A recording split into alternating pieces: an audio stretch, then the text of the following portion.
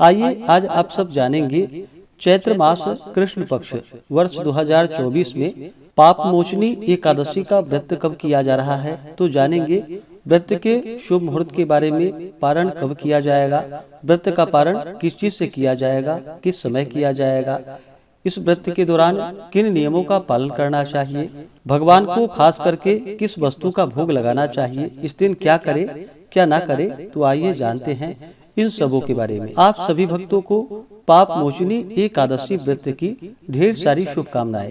प्रत्येक माह के कृष्ण पक्ष और शुक्ल पक्ष की एकादशी तिथि के दिन एकादशी का व्रत धारण किया जाता है। एकादशी का व्रत जो कि भगवान विष्णु भगवान श्री कृष्ण को अति प्रिय होता है, इसे एकादशी या 11 व्रत के नाम से जाना जाता है। प्रत्येक एकादशी व्रत का अपना अपना विशेष महत्व माना गया है। इसी प्रकार से चैत्र माह के कृष्ण पक्ष में पड़ने वाली पाप मोचनी एकादशी व्रत का अपना विशेष महत्व है। जो भी भक्त सच्ची श्रद्धा के साथ, नियम और निष्ठा के साथ पाप मोचनी एकादशी का व्रत धारण करते हैं, तो इस व्रत के प्रभाव से व्यक्ति के सभी प्रकार के पापों का नाश होता है। यदि कोई जीव मृत्यु से पूर्व दुखी है, तो इस एकादशी व्रत का फल आप यदि संकल्प करके उनके कान में कह दें, तो वह महापापी जीव भी मोक्ष पा जाता है। इस दिन भगवान विष्णु, माता लक्ष्मी और भगवान श्री कृष्ण के चतुर्भुजी स्वरूप का पूजन करना चाहिए। इस व्रत को धारण करने वाले को, कथा श्रवण करने वाले को, जो कि हजारों गौदान का पुण्य फल प्राप्त होता है, तथा ब्रह्म हत्या, स्वर्ण चुराने का पाप, शराब पीने का पाप, गुरु पत्नी गमन का पाप एवं संसार के समस्त पापों को यह पाप मोचनी एकादशी जो कि नष्ट करने वाली है। जो भी भक्त एकादशी का व्रत धारण करते हैं, उन्हें एकादशी व्रत के लिए, जो कि दशमी, एकादशी और द्वादशी, इन 3 दिनों तक व्रत में नियमों का पालन करना चाहिए। इन 3 दिनों में जो कि काश्य पात्र में भोजन नहीं करना चाहिए, मसूर, चने, मिथ्या भाषण, शाक, शहद, तेल, मैथुन, द्यूत और काम क्रोध आदि का त्याग करना चाहिए। व्रती को दशमी के दिन से नियम का पालन करना चाहिए। दशमी तिथि के दिन और द्वादशी तिथि के दिन, इन दोनों दिनों जो कि हविष्यान्न भोजन ग्रहण करना चाहिए। हविष्यान्न भोजन में जैसे कि जौ, गेहूं, मूंग, सेंधा नमक, काली मिर्च, शर्करा और गौघृत आदि का जो कि एक बार भोजन दशमी और द्वादशी के दिन जहाँ तक हो सके करना चाहिए। दशमी के दिन सूर्यास्त होने से पहले ही भोजन करना चाहिए। दशमी की रात्रि एकादशी व्रत का स्मरण करते हुए, भगवान विष्णु के नामों का स्मरण करते हुए सोना चाहिए। और एकादशी की सुबह ब्रह्म मुहूर्त में उठ करके फिर सुबह नित्य क्रियाओं से निवृत्त होकर के स्नान करके शुद्ध वस्त्र धारण करके व्रत का संकल्प लेना चाहिए। भगवान से प्रार्थना करनी चाहिए कि हे भगवान विष्णु, आज मैं पाप मोचनी एकादशी का व्रत धारण करने जा रहा हूँ या करने जा रही हूँ। इस प्रकार से भगवान से प्रार्थना करें कि यह व्रत मेरा निर्विघ्न पूरा हो, हमें पुण्य फलों की प्राप्ति हो, हमारे सभी प्रकार के पापों का नाश हो। आपके मन में जो भी इच्छा हो, जो भी कामना हो, वह भगवान विष्णु से कहनी चाहिए। और पूर्ण श्रद्धा भक्ति भाव के साथ, जो कि एकादशी के दिन रात्रि उपवास रहते हुए, जो उपवास नहीं रह पाए तो आप एक समय फलाहार ग्रहण करके व्रत को धारण करें और भगवान का जो कि सुबह के वक्त और शाम के वक्त पूरे विधि विधान के साथ भगवान विष्णु, माता लक्ष्मी और भगवान श्री कृष्ण का पूजन करना चाहिए। इस दौरान एकादशी व्रत का कथा श्रवण करनी चाहिए। भगवान विष्णु के स्तोत्र आदि का पाठ या श्रवण करनी चाहिए। भगवान की आरती करनी चाहिए। इस दिन भगवान का जो कि उत्तम प्रकार के गंध पुष्प, धूप, दीप आदि से पूजन करके नैवेद्य आदि अर्पित करनी चाहिए। भगवान विष्णु को अक्षत नहीं चढ़ाया जाता है, इस बात का ध्यान रखें। अक्षत की जगह उन्हें काले तिल चढ़ाएं। और भगवान को जब भी भोग लगाते हैं या पूजन करते हैं, तो तुलसी दल अवश्य ही भगवान को अर्पित करनी चाहिए।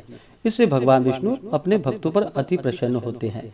इस दिन खास करके विशेष प्रकार के नैवेद्य में जो कि भगवान विष्णु को पंचामृत अवश्य ही चढ़ानी चाहिए और उसे प्रसाद के रूप में अवश्य ही ग्रहण करनी चाहिए। इस प्रकार से करने से व्यक्ति के सभी प्रकार के पापों का नाश होता है तथा अनंत पुण्य फलों की प्राप्ति होती है।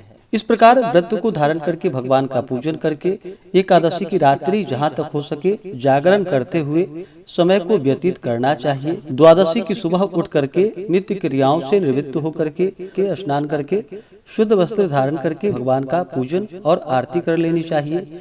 इसके बाद फिर ब्राह्मणों को भोजन करवाएं, ब्राह्मणों को दान और दक्षिणा दे, गरीबों को भोजन करवाए और फिर समय के अनुसार व्रत का पारण करना चाहिए। व्रती को व्रत के दौरान किसी के ऊपर क्रोध नहीं करनी चाहिए। अपने मन में किसी के प्रति ईर्ष्या या द्वेष का भाव नहीं लाना चाहिए। ब्रह्मचर्य का पालन करना चाहिए।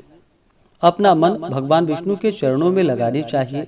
इस दिन ओम नमो भगवते वासुदेवाय या श्री कृष्ण गोविंद हरे मुरारी आदि नाम का जप करना चाहिए। इससे अनंत फलों की प्राप्ति होती है। तो आइए अब जानते हैं पाप मोचनी एकादशी व्रत के शुभ मुहूर्त पारण समय के बारे में। एकादशी तिथि प्रारंभ समय जो कि 4 अप्रैल 2024 दिन गुरुवार शाम 4:15 और एकादशी तिथि की जो समाप्ति है वह 5 अप्रैल 2024 दिन शुक्रवार को दोपहर 1:29 पे। तो हमें सूर्योदय व्यापनी के अनुसार शुद्ध रूप से जो समय प्राप्त हो रहा है वह समय 5 अप्रैल 2024 दिन शुक्रवार को प्राप्त हो रहा है। तो सभी 5 अप्रैल को व्रत धारण करेंगे। 10वें दिन नियम का पालन जो कि 4 अप्रैल को करेंगे और एकादशी का व्रत 5 अप्रैल को धारण करेंगे और व्रत का पारण जो कि 6 अप्रैल को किया जाएगा। एकादशी व्रत का जो पारण किया जाता है, पारण हरिवासर की समाप्ति के बाद व्रत का पारण करना चाहिए। हरिवासर का जो समय होता है वह समय द्वादशी तिथि का पहला चौथाई हिस्सा हरिवासर का होता है। तो द्वादशी तिथि की जो समाप्ति है वह 6 अप्रैल 2024 दिन शनिवार को सुबह 10:20 पे द्वादशी तिथि की समाप्ति है। तो व्रत का पारण जो किया जाएगा वह 6 अप्रैल शनिवार को सुबह 6:05 से सुबह 8:37 तक व्रत का पारण किया जाएगा। पाप मोचनी एकादशी व्रत का पारण जो कि गो घृतेन पारणम यानी कि गाय के दूध के घी से इस व्रत का पारण किया जाएगा। यह संभव ना हो पाए तो आप तुलसी दल, जल या फल से व्रत का पारण करें।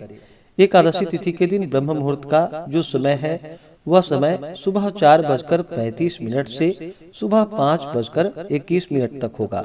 सूर्योदय का समय सुबह 5:45 और सूर्यास्त शाम 6:16। राहु काल का जो समय होगा 5 अप्रैल को वह समय सुबह 10:26 से दोपहर 12:01 तक होगा और 6 अप्रैल को राहु काल सुबह 8:52 से सुबह 10:26 तक होगा। राहु काल समय के दौरान कोई भी शुभ कार्य या नया कार्य नहीं करना चाहिए, इस बात का ध्यान रखें। नक्षत्र जो कि धनिष्ठा नक्षत्र शाम 6:07 तक होगा। उसके बाद शतभिषा नक्षत्र। योग जो कि एकादशी तिथि के दिन श्राद्ध योग होगा सुबह 9:56 तक। उसके बाद शुभ योग होगा। तो इस दिन भगवान का पूरे विधि विधान के साथ पूजन करें, कथा श्रवण करें, भगवान की आरती करें, भगवान के नाम का जप करें। इससे भगवान विष्णु अपने भक्तों के सभी प्रकार के पापों का नाश कर देते हैं और जब व्यक्ति के पाप और ताप नष्ट होते हैं तब उनके पुण्य उदित हो पाते हैं। उसके बाद ही सांसारिक सुखों की प्राप्ति हो पाती है। इसी प्रकार से ज्ञानवर्धक जानकारियाँ प्राप्त करते रहने के लिए, व्रत पूजा के बारे में जानने के लिए, कथा को सुनने के लिए चैनल पे अगर आप पहली बार आए हैं तो चैनल को लाल बटन दबा करके सब्सक्राइब करें, साथ में बेल आइकन घंटी को दबाएं ताकि आने वाली वीडियो का नोटिफिकेशन आपको समय से मिलता रहे।